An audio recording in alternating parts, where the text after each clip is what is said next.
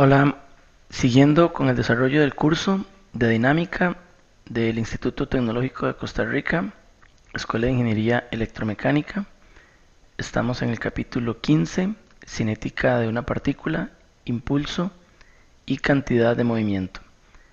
En este caso vamos a resolver un problema que trata el tema de fuerzas impulsivas externas.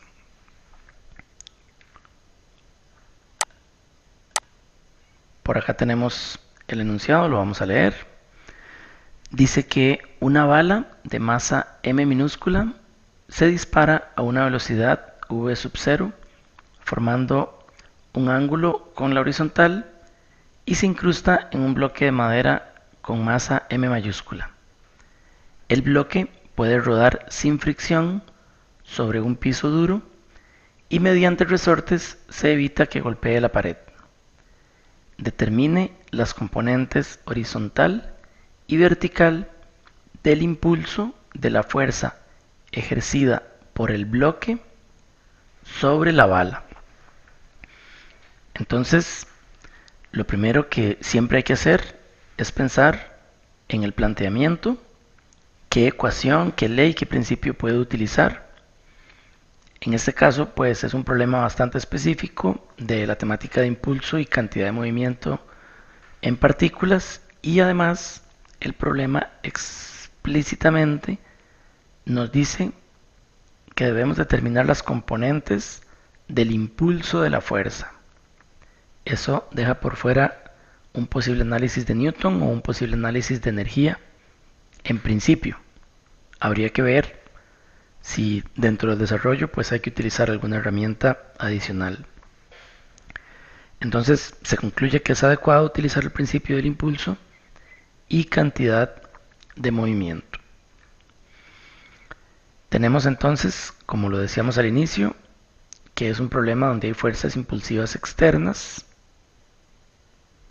y también, como veremos más adelante, pues hay fuerzas externas que realmente no hacen impulso de forma aproximada debido a que la interacción entre la bala y el bloque es muy corta. Entonces, lo primero que hay que preguntarse es, ¿cuántas partículas hay? Hay dos partículas, el bloque y la bala. ¿Voy a estudiar las dos? ¿Sí o no? Bueno, a priori vamos a estudiar solo la bala, como ya se puede ver en esta imagen. ¿Por qué? Recuerden que para todos los que ven este video, la idea es que cuando se plantean preguntas como este por qué, usted pueda pausar el video y pensar, ¿por qué? ¿Por qué voy a elegir solo la bala y no el sistema bala y bloque? La respuesta es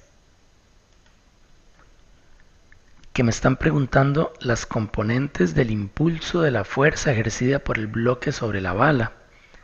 Si yo tomo como sistema bala más bloque, no voy a poder estudiar las fuerzas impulsivas que recibe la bala, porque estas fuerzas que siguen existiendo serían fuerzas internas en el sistema bala-bloque.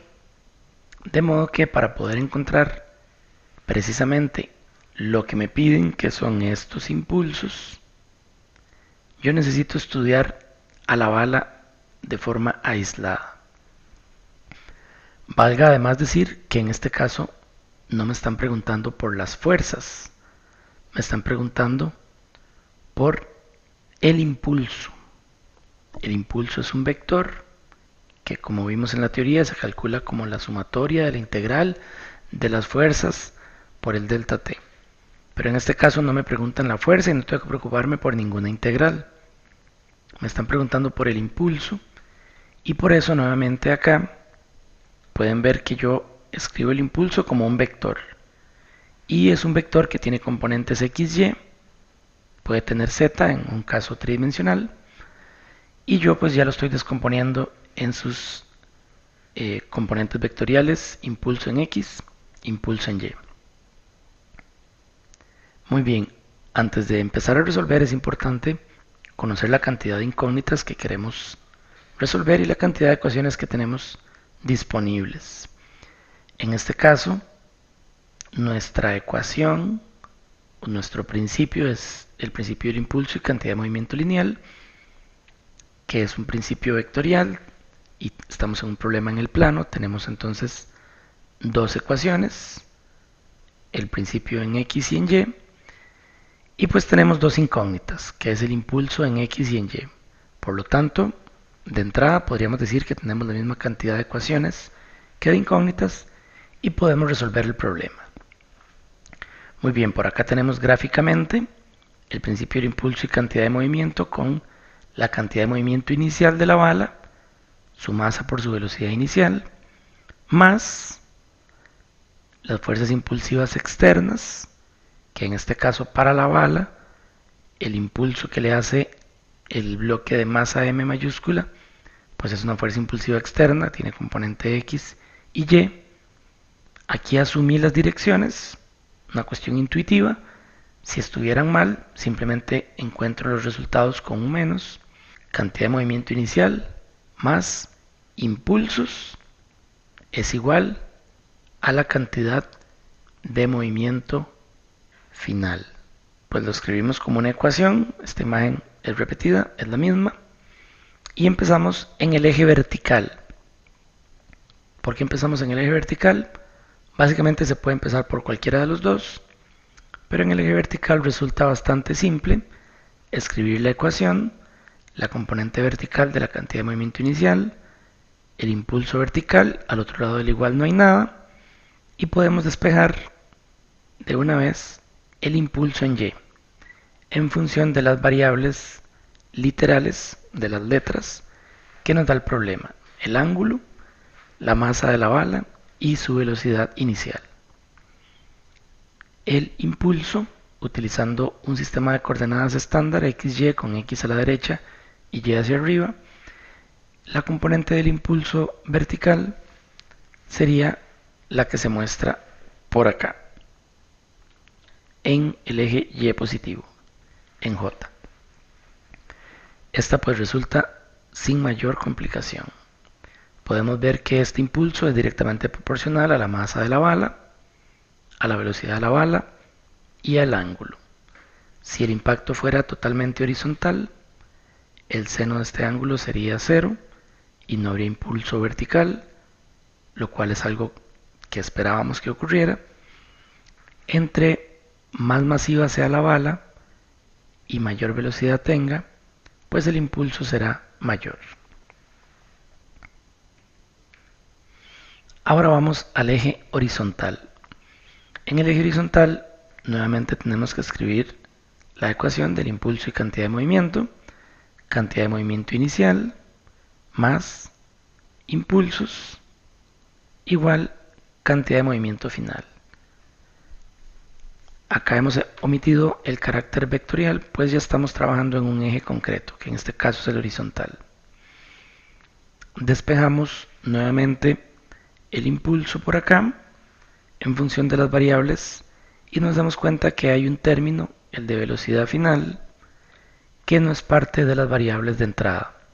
Por lo tanto, es necesario buscar una expresión para el término de velocidad final. Nuevamente, nos podemos preguntar, ¿cómo? ¿Cómo obtenemos una expresión para la velocidad final? Bueno, si ya utilizamos el principio del impulso y cantidad de movimiento lineal solo para la bala, valdría la pena explorar aplicar el mismo principio, pero para todo el sistema. Entonces por acá tenemos bloque y bala como un sistema, y entonces ahora vamos a analizar qué tenemos por acá. La cantidad de movimiento inicial del sistema es la misma que la cantidad de movimiento inicial de la bala aislada, puesto que el bloque inicialmente estaba en reposo. Entonces tenemos el mismo vector de masa minúscula por velocidad sub 0, con la dirección indicada. Ahora los impulsos externos ya no incluyen el impulso entre la bala y el bloque, porque ahora estos serían fuerzas internas multiplicadas por el tiempo correspondiente. Entonces ya no tenemos nada por acá entre la bala y el bloque, pero sí tenemos una fuerza impulsiva normal, la fuerza normal por un delta T, si es que la fuerza pues fuera constante en el tiempo. De repente, más formalmente, aquí podríamos poner la integral de la normal por el delta T. Eso pues no va a cambiar nuestros resultados, ya veremos por qué, pero en el fondo hay que tener bien claro que la fuerza impulsiva externa es la normal. Si nos devolvemos al enunciado, podemos leer que dice que el bloque rueda sin fricción sobre un piso duro. Esa palabra duro nos tiene que pues despertar alguna inquietud. Es de las pocas veces que se encuentra un enunciado que diga que el piso es duro, y lo que quiere decir es que pues nos va a hacer una fuerza normal el piso sobre los rodines en los que descansa el bloque M, y estos a su vez pues en el bloque mismo. Y acá es donde tal vez uno dice, ¿qué pasó con los resortes que estaban de este lado? ¿Por qué los resortes no hacen también un impulso? Vale la pena que la persona que ve el video pues lo pause un segundo y lo reflexione. ¿Por qué esos resortes no hacen impulso? Muy bien, lo que ocurre con los resortes es que se puede aproximar a cero el impulso que ellos hacen en virtud del corto tiempo que es el que hay de interacción entre la masa y el bloque. Estrictamente no es que sea cero el impulso, es que se puede aproximar a cero, como se explicó en la parte teórica. Cuando el tiempo de interacción es muy corto, hay fuerzas que su impulso es muy cercano a cero y se puede despreciar. Se explicaba en la teoría con el caso del peso de una bola que es golpeada, por ejemplo, por un bat de béisbol. El tiempo de interacción entre la bola y el bate es tan corto que el efecto impulsivo del peso se puede despreciar. En este caso, tenemos que analizar que al lado izquierdo del bloque lo que tenemos son resortes. La fuerza de un resorte se debe a su deformación, y la deformación se debe al cambio de posición, en este caso de la masa M mayúscula, o sea del bloque. Entonces, podríamos decir que este bloque tiene un cambio de posición muy pequeño, diferencial, y ese cambio de posición pues estaría relacionado con la fuerza que hace este resorte, que si aplicamos la ley de Hooke pues sería la constante que tengan los resortes por el cambio de posición, por un delta X.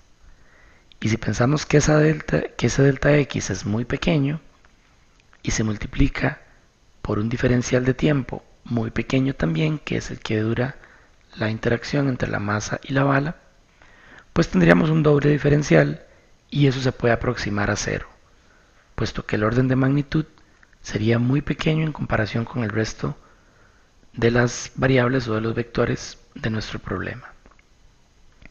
Por esa razón, por acá no tenemos impulso, y entonces no tenemos impulso horizontal externo. Y bueno, la cantidad de movimiento inicial más los impulsos externos nos dan la cantidad de movimiento final, que en este caso serían las dos masas multiplicadas cada una de ellas por la misma velocidad final, dado que la bala quedaría incrustada en el bloque y por lo tanto la velocidad final de la bala sería la misma velocidad final del bloque. Ambas horizontales por la restricción del movimiento que tiene el problema, que solo permite que el bloque se mueva de forma horizontal.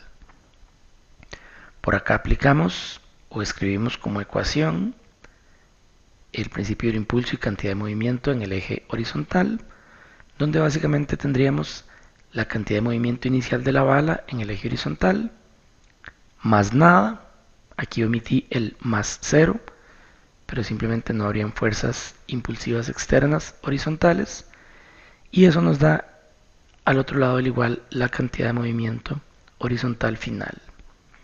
Sacamos la velocidad final a factor común, reacomodamos un poco la expresión y tenemos el término que estábamos buscando, que es una expresión para la velocidad final de la bala en términos de las variables iniciales del problema. Ahora podemos regresar a la expresión de impulso horizontal que ya teníamos, donde aparece el término de velocidad final, lo sustituimos por lo que acabamos de obtener, que sería pues básicamente este término de acá, donde la masa aparece al cuadrado, porque la velocidad final tenía un término de masa en el numerador.